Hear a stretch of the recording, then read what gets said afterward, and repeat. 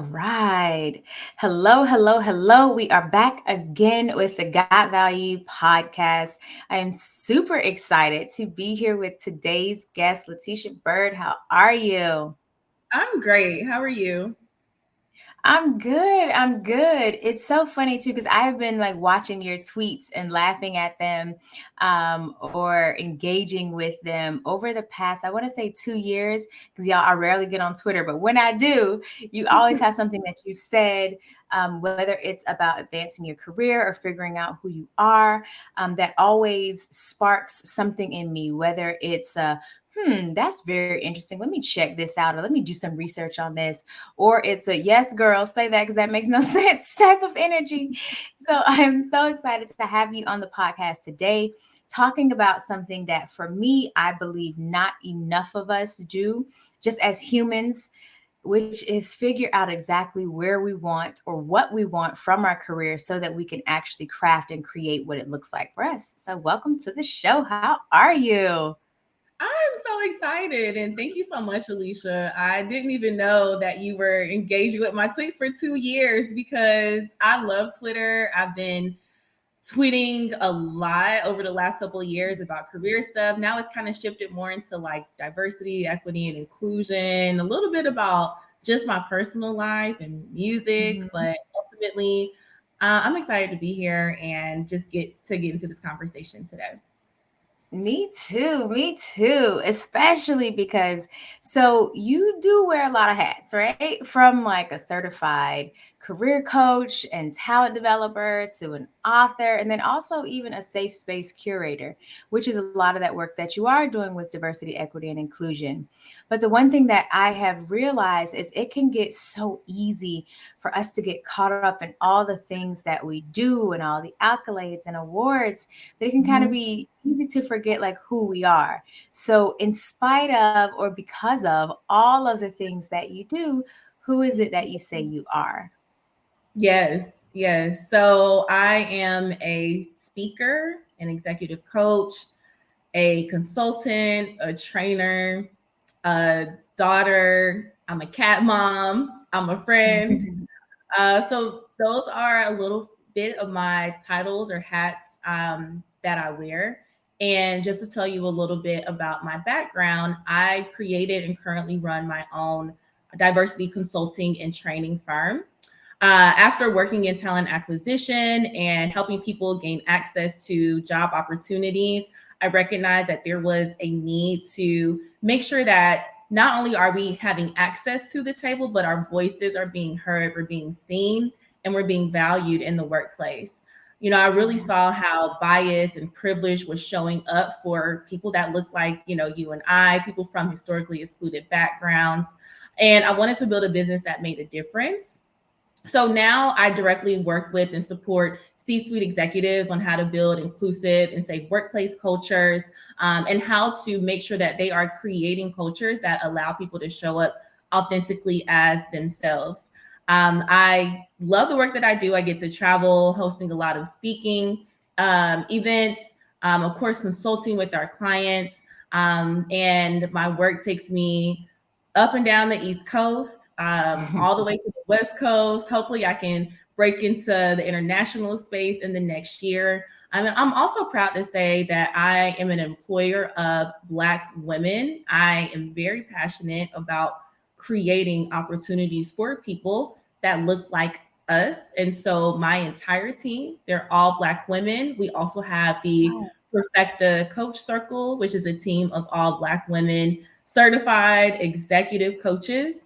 And yeah, that's a little bit about the hats that I wear. I meant to say too, outside of Perfecta, my consulting agency, I also started a career community for Black and Brown women called Career Chasers Members Club. I started that, which I can't believe. Yeah, I started that 3 years ago. So April of 2020. And we have over 500 members in the community across 10 countries and 20 industries. But really, the goal is to make sure that we have community, that we have a safe space, that we can talk about our experiences as being Black women, Black and Brown women in the workplace, but then also get some career development to go along with that too. I love it. I love it. And Yeah. one of the things too, especially when it comes to developing your career, which is honestly what I've seen is as one of the like toughest things for folks to figure out is like what do they actually want to do professionally? Because whether Right. you're just starting out or whether you're transitioning in your career, what like steps do you believe like professionals like should take to craft the terms for what they want their careers to look like? Mm-hmm. Mm-hmm. Okay, so I'm gonna break this down in two kind of ways. I love a good framework. I have What created a framework? lot, yes, I've created a lot of coaching frameworks, consulting frameworks for our clients, but specifically in my work as a certified career coach, I want to speak to just two frameworks. The first one is that whenever even I'm working with someone to help them grow or develop or enhance their career, we focus on the three Mhm. C's, and that's clarity, confidence, and control, right? And so I think, part of your question was, really about the clarity piece. So when you want to think about where you want to go in your career, you got to get that clarity. You got to understand where you Yeah. want to go in order to start to craft the steps to get there. And so that Mhm, clarity could look like a couple of things. There's like the internal piece, and then there's the mhm, external piece. So internal clarity could be, what are my skills? What am I good at? What am I passionate about? What do I enjoy doing? Right? Understanding that mhm. internal piece. And you really got to sit with yourself and think about that, because no one else can tell you what you're good at or what you should do in your career. Because when that happens, Exactly. and trust me, there's a lot of people who started career paths where maybe their parents said they should be a doctor, a lawyer, a spouse said you got to do Mhm. this, their teachers were telling them they should do this, right? And then I have worked with so many people that are 20 years in their career and they're like, I don't even know how I got here. I am so unhappy with what I'm doing. Yeah. I'm dissatisfied. Like, I don't want to do this anymore. I wasn't doing this for me. And so that internal clarity piece is key. And then there's the external clarity. Once you kind of understand your skills, what you want to do, what you're good at, thinking about how can that be applied to the job market? And so what roles, what companies, what opportunities are out there that really align with that internal clarity piece. And then the next one is confidence. It's hard for us to show up confidently in our careers and interviews when negotiating for salaries if we aren't confident in what we have to offer. And through clarity comes confidence, right? And then the Yeah. last is control. And I really like to hone in and focus on this one because we have to remember that we are in control of our careers. You don't need to be a business owner, to be in control of your career. At the end of the day, it's your skill set, it's your talent, it's your time and your energy you're putting into this workplace. And so when you are in control of your career, that means that you're owning your path, you're owning your narrative, you're owning your brand. If it's time for you to get promoted, let your employer know. Don't wait for them to say, hey, we think it's time for you to. No, we're not waiting for somebody to tell us what we're good at when it's time for us to grow. We're going to make sure that our employers are aware of, hey, here's how I want to grow in my career. Here's the support and the development that I need to get Mhm. there. That's the three C's. And then, the other part is around when we're thinking about what we kind of want to do or where we want to go in our careers. I'll break this down into three areas. The first one is the work itself. So, again, what type of work do Mhm. I want to be doing? How do I want to spend my time? The next part is, what type of company do I want to work for? What type of culture Yeah. do I want to work for? From startup to mid-size to a more mature Fortune 500 company. And then the last part is the culture and the team aspect too, because that can really make or break, your overall workplace experience. Yeah, for sure. Absolutely. That culture one is a big, big one because you Yeah, can be doing really amazing, phenomenal work, right. and the people or the place that you're working at is one that drains the life out of you, and it makes it so Hmm. that you don't even enjoy it anymore. What you love doing you don't like doing because you weren't intentional about deciding what type culture do I need to be able to thrive. Kind of like Right. in relationships, I always tell people It's not about what worked for this one or that one or the third. You always have to be super clear on what type of environment or experience do I need to have curated so that I can show up as my best self. Because even Yes, if you, like I say, even if you love what you're doing, if you are not in position to where that culture is nurturing you in ways that help you grow, no one gets the best out of you. Your employer won't get the absolutely. best out of you. You won't get the best out of you. And then, even in your playtime or when you are outside of work, you still won't be able to tap in the way you want to because so much of you is frustrated and flustered by the work that you're doing. Oh, absolutely. And then when that happens, we can start to build resentment towards our teams or our boss or that company. And then our productivity, diminishes, our sense of worth or our confidence can diminish. And then it becomes a cycle, Yeah. especially for Black and Brown women, right? We show up, we outperform our peers, we're outspoken, we're speaking up for things. And then next thing you know, it's like, whoa, you got to scale it back. You're being aggressive. You're not a team player, right? And then we're starting to question ourselves, doubt even like the work that we're doing. Are we good enough to be here? And I just hate that that cycle happens because again, what Yeah. happens is like we don't start bringing our best selves to work, and then our work Yep. productivity is suffers, and then it's like, oh yeah, now we're proving their point, but it was the company culture that started Yeah. that.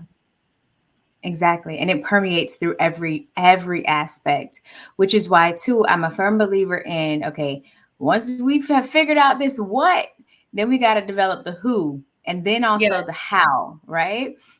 The who is like you were saying, that's the culture. So once you figured out, okay, I know in my career, because everybody isn't meant to be an entrepreneur, and that is okay. Don't step into this ministry if you were not called, because it is tough. So if, let's say, you decide, okay, I want to be, in C suite. All right, you figured out the what, but now we have to develop the who. What type of organization, what type of culture, which is what we were just talking about. And then also the how. Like, what are those steps to take? Because you don't just, we graduate college, or let's say you didn't go to college, but you get this great trade, you've got this certification, and now you're ready to go. It's like, okay, but you don't just, usually you don't, unless you start your own business, step straight into an SVP, a senior level executive, or the C suite. So, what steps do you suggest that we begin to take or that we use to determine how to further develop ourselves for those opportunities that we say that we want? Yeah, and I really love that you asked, like, how can we develop ourselves? Because again, we don't want to rely on anybody else, right? Yeah. With that being said, Google can help, the internet, research. Um, Mhm. I will be honest, and I don't know what's going to happen with TikTok with this potential ban. I get a lot of information on TikTok too about different career paths that I share with my clients. But all that being said, there are so many ways for us to just do a bit of discovery and data gathering. So talking to individuals in the industries that we want to move in, or getting mentors, getting sponsors, uh, asking people about their path, right? Not Yeah. asking them, well, what do you think I should do? But just ask them about their path, learning from their experience, asking them about the Mhm. mistakes they made, what's the hardest part of, how they got to where they are today. What was Yeah. the easiest part? What do they wish they knew, 10 or 20 years before? And so just showing up very intentionally about building relationships, asking the right questions is key, doing that research, being willing to also not just invest time and energy, but to invest money. So if it is a certification, if it is, a program that is going to give you some knowledge, think about the Mhm. ROI that's going to come with that as well. Of course, if you can ask your employer to pay for these things and sponsor these things, but sometimes we cannot let our company or our employer dictate our growth. And that is ultimately even for me, why I left corporate America. I left corporate America 5 years ago. I put in my notice February 8th, 2018. My last day was February 18th. And I really quit because they weren't willing to give me a promotion. They weren't willing to give me more money. They weren't willing to, really invest and develop me. I wanted certifications. I wanted all these things. And it got to a point where I said, you know what? I feel like I can just grow faster on my own than Yeah. to wait and tiptoe with this company too. Sometimes we Mhm. outgrow companies and roles, and that's okay. Yeah, yeah. When you outgrow, get super clear on what that is too. Like, are you going to, go to another organization where you can require coming in that you're making 20% more than what you were at the previous organization? Is it that you have decided that you're going to start your own firm, or you've already started your own firm? I'm a firm believer in starting before you quit, because dear Lord, Yes, the trials and tribulations again of entrepreneurship can be rough if you don't have consistent money coming in, but those bills are consistently coming in. right. So it's kind of like making sure in all the things that we do, no matter what your choice or path is that we are building lives that feel as good as they look. Way too many of us have lives that look so good, but they feel so bad, and Yeah. that's nowhere to live in my belief. So how have you been intentional? And I know you said you quit when you were just like, I can grow faster on my own, but in what other ways have you been intentional about the types of roles or even opportunities now that you are a business owner that you accept and go after? Because all money isn't good money either. Right, that part. And also, Alicia, I do just want to add for a disclaimer. I was building my business on the side when I was in corporate America. I Oh, I'm started, sure. I started in 2015, and Yeah. I was just working at 9 to 5, working 5 to 9, and it got to Yep. a point where the business revenue exceeded my annual salary, and I was like, okay, this is not Looking bad, kind of right. right? But I was still trying to make it work too, because again, Yeah. sometimes you just hold on to things because it's safe, it feels comfortable. Yeah. But yeah, so I totally agree and second that, having that consistent income and revenue, because I don't want to say, oh, you should just jump ship if it's not working. Like, no, the rent is due on the first of every month, is late after the fifth. Ever. So, you know, they don't play, they will keep you out. Yes, they But will. thinking about just intentionality and the types of roles and opportunities I've had to accept and go after, man, that's such a great question. And I think about intentionality in three ways. So, being intentional with my time, being intentional with my energy, and then, of course, being intentional about the money too. Being intentional with my time. So, I am a believer in, although I am a coach, I am a believer in getting coach and having a coach. I've had career coaches, executive coaches, advisors, literally since the beginning, and a therapist. So, Because we with need them all. We need them we need all. them all just to like help me get out of my own way, Yeah. especially when you are an entrepreneur. You're not necessarily reporting to anybody. There's no one really checking me. It's me just having to check myself. And that's why I need people to be Mhm. mirrored. And so I remember an advisor told me 3 years ago, he said, think about your time as if it's worth $1 million.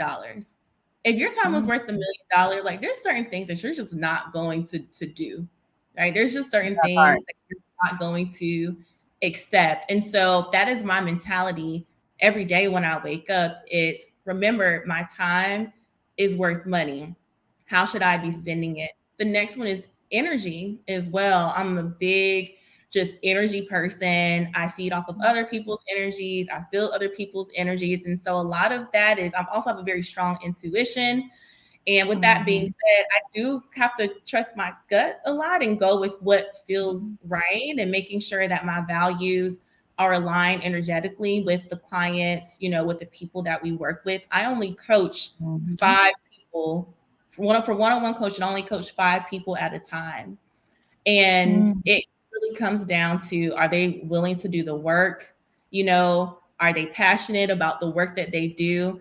I don't now, and I get to make a choice, right? I get to say like, Yeah. yes or no. I give myself permission a lot to pass up on things, even if the money is there, right? And so like I don't coach people now that are, you know, job searching or needing help with the resume. I'm coaching people that are trying to get promoted to director, to the C-suite. We're focused on leadership, leading their team. How do they be the best leader that they can be? And so that's just me actively, making that choice and just again energetically aligning myself to things that feel really good to me. Yeah. And then the best part is the money. Like I do have just certain stipulations around opportunities that I accept.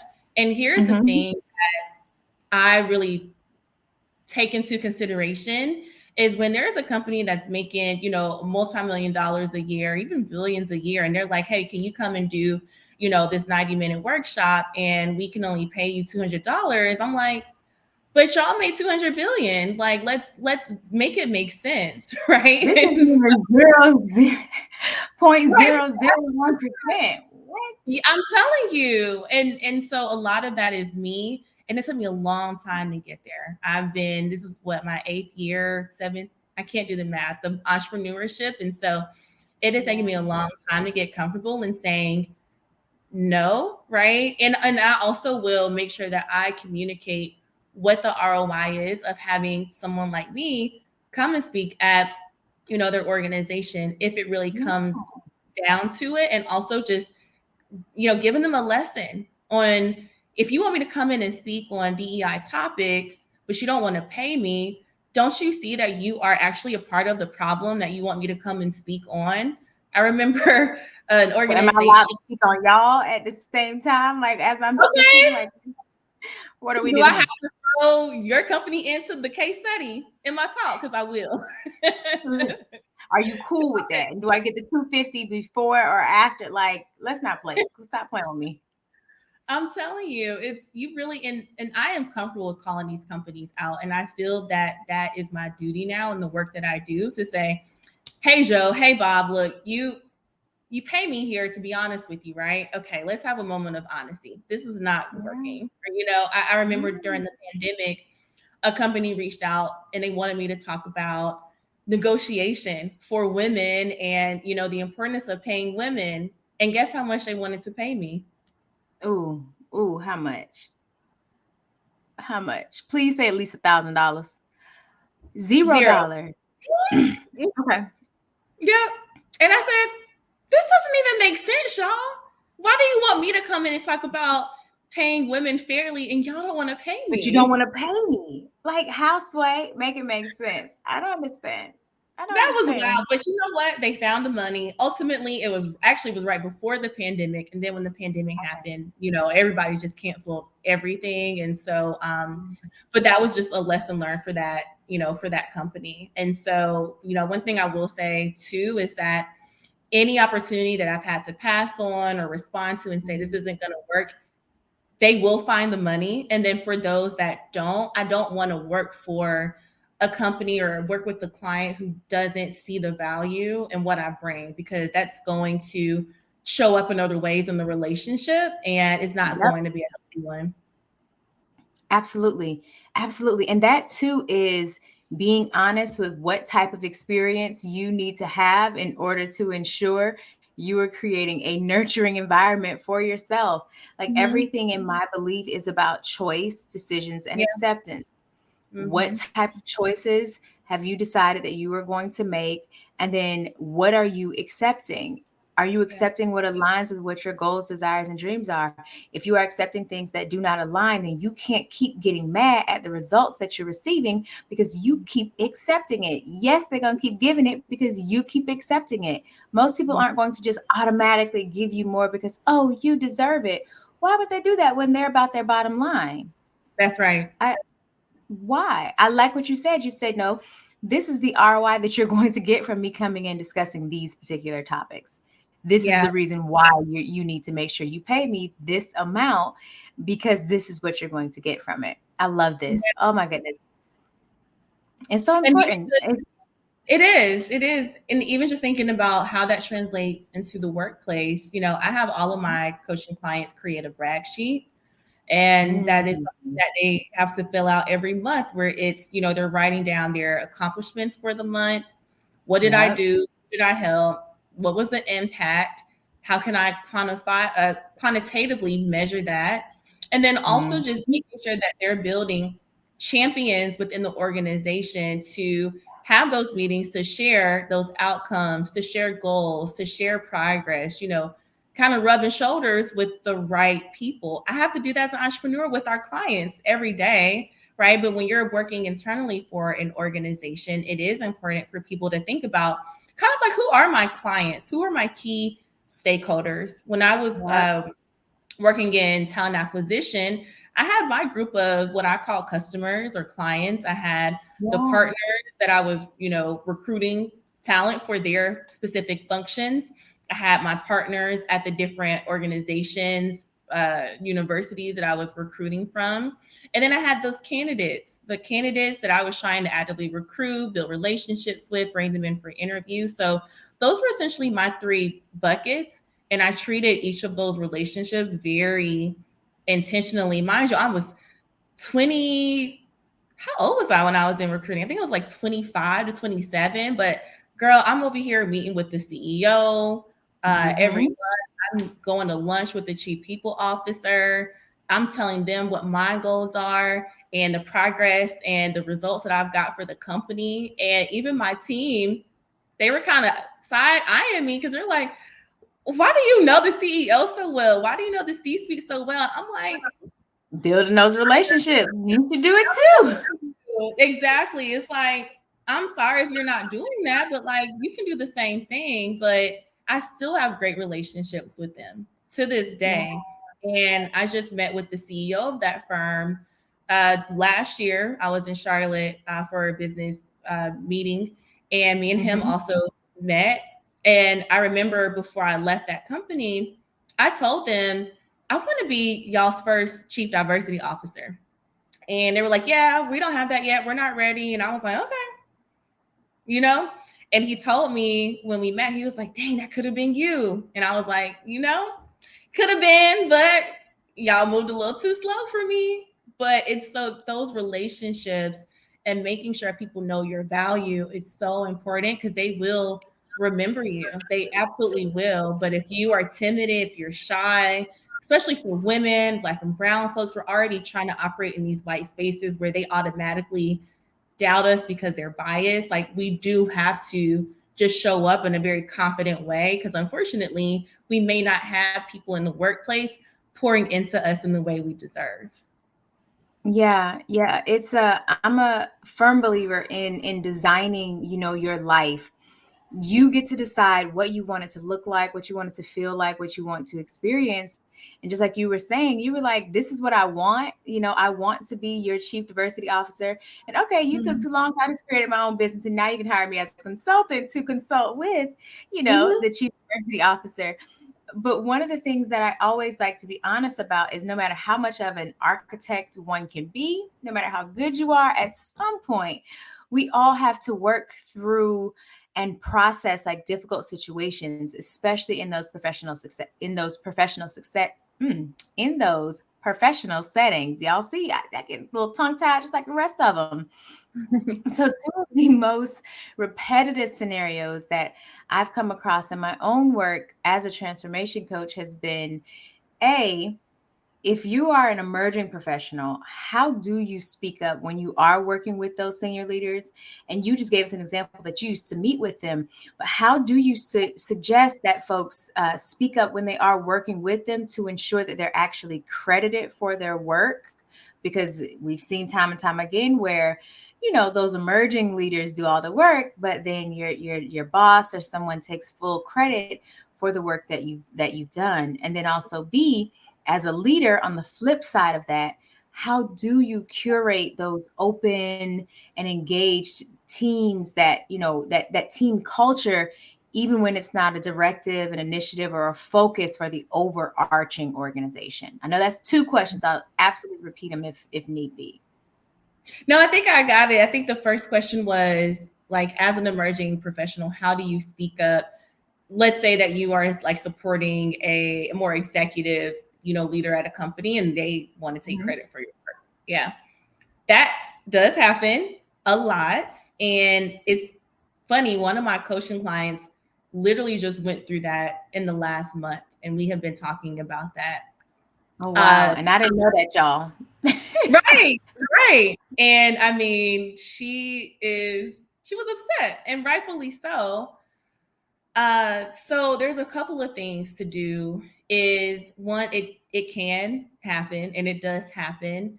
How can you avoid that? Is reframing how you are engaging and showing up with these senior leaders and making sure that they see you as a peer and making sure that they see you when you're Ah, working okay. together on something that it's a partnership, right? Even Mm. I was in the corporate space, when I'm meeting with the C-suite, it wasn't like oh my gosh, CEO, thank you so much for your time. It was, hey, what's up? Let's talk about this work. Let me tell you what I have going on. Let me tell you my goals, and I would love your support. It wasn't I'm not, The energy. it's an energy thing. We're Yeah. eye to eye here. And so it's not to say that you aren't being respectful to their authority at all. It's just that you are recognizing your own authority. And so, I think that, it's showing up as a partnership and being intentional about like how you are not just doing the work, but like forming that actual relationship around the work. Does that look I like love you all that. are one understanding the goals? So once I create this thing or once we do this thing, what's the next step? Like what is the ultimate end goal? And something that, my client and I talked about and what, she could have done differently and now she's just trying to, speak up a little bit more is making sure that she's in the right meetings so that she is actively championing the work that she's doing and not relying Right. on that person or her boss or someone else to speak on behalf of her. And I really just don't understand that. Like I don't understand why leaders are speaking up for work that they're not doing. Just bring your direct report into the meeting and that will make Yeah. you look good. If that It person make looks yeah. exactly. I And so, it looks like you know how to effectively lead a team to create and develop whatever the directives are, yes, and they know how to present their work once it's completed. So you just look like an even better leader, and then you can be promoted even higher because you're clear on how to get your team to do what you need them to do. But you can't yes, answer certain questions if you didn't create the work. Like right. bring in the person who did. Yes. Bringing the person who did. And, it's interesting because sometimes those bosses, they don't support their direct reports getting promoted because it's almost like, oh no, this person is going to outgrow me. But if that manager leader is also like trying to get promoted, as hopefully they are, that will create those opportunities for the people that report to them. And I know that sometimes people do get kind of capped because their boss isn't willing to grow or they just don't feel comfortable advocating for their own growth as well, you know. Absolutely. Absolutely. And then too, when it comes to those leaders who are willing and they are excited about not only advocating for their team members' growth, but they want to create those environments that folks get excited to come to, right? Because we were Mhm. saying like that culture can literally affect every part of your life. So how would you suggest for leaders to be able to create, like I said, those open, inclusive, and expansive environments and team cultures when it is not the directive or the focus of those overall or of the overall organization? Like, how do you even get started with that? Yeah, yeah. So building a good culture within the team, it has so many benefits. Your people are going to work harder. They're going to show up with great energy. They're going to be more creative. People are just going to work better, together. And even if the company itself isn't pushing for inclusion or belonging, there are things that leaders can do specifically on their team. One is to not just make it about the work itself, but also recognize you're working with people. You're not working with the task of the people. So taking the time to Exactly. understand their career goals, where they want to go, how they like to be managed, what motivates them. That's been the number one thing that I've had to realize, even for the team that I lead at Perfecta. It's understanding how my team likes to be rewarded, or what motivates them. Some people aren't motivated by a raise or a title. Some are more motivated by, hey, you know what? Take a couple days off. You've been working really hard, or I'm going to send you a gift because I know that you just ran this marathon and you need to go and, go to the spa, right? And so, like, there's just different ways to show up for people, but it's not like a one size fits all type thing. It's really getting to understand each person individually, having regular check-ins as well. We at Perfecta have a very detailed, kind of specific template that we follow for our one-on-one check-ins with our employees, to see, like, how was your week? What were the highs of last week? What were the lows? Do you have any feedback for me? Let me also give you some feedback. What are your priorities for the week? What support do you need? What needs to be deprioritized so you can get your work done? And so, just being intentional about having those conversations, making sure people feel comfortable speaking up. But I think the rewards and recognition piece is so important. And of course, just that ongoing communication, even saying, like, thank you, good job. I really appreciate it when you did this, and this with our client, or in this meeting, continuing to reward good behavior. I don't think that we do that enough. And again, we get so caught up, forget that, people have lives and issues and challenges and things, like, outside of work too. And them hearing a good job, or a thank you, or I appreciate you so much, can really go a long way. Yeah, it changes things, whether we like to agree, admit, or whatever. When you get clear on how folks like to be rewarded and what matters to them and how they like to be appreciated, and then you can kind of, just like with love languages in your, personal, romantic relationships, those appreciation languages for folks at work, they truly are a game changer when it comes to helping to develop a team culture where folks are excited to come and work for and with you. So I just want to say thank you, thank you, thank you so much for this conversation. Definitely some gems that were dropped, some steps that we can take, some tools that we can utilize. I'm gonna need y'all to go ahead and drop in her DMs or her private messages, find out about that one-on-one sheet. You can see if you can pay her for that, to Right. consult with you on that one, for that detailed check-in.